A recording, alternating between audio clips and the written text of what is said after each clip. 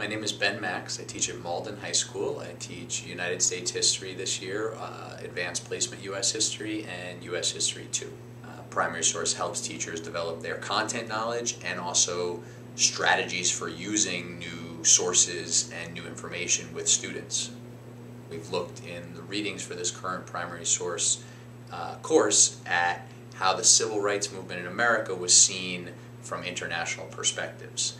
And that's something that I haven't had students consider before, but I've been able to put into my classroom practice right away, looking at how in the international scene other countries would have viewed the way that African Americans were being treated in the United States, and what how other countries and people in other countries were reacting to seeing those scenes on television, which was a new medium, and reading about it in the newspaper, and asking my students to consider from those perspectives how that would play into the Cold War and other countries' views of the United States.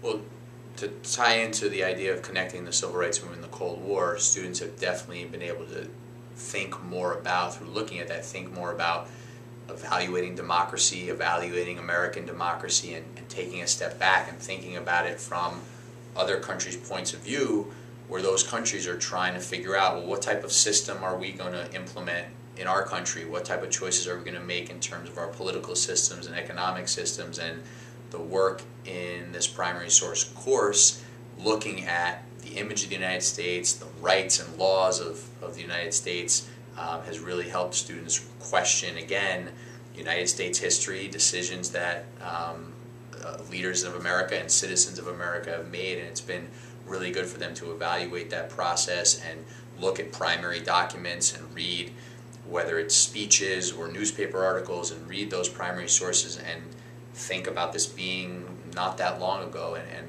connecting with that and saying, well, let's look at where we are now, but also how far we've come and where else we might need to go. And so whether it's primary source images or primary source documents, those have really helped students to think more, and that's obviously a big goal.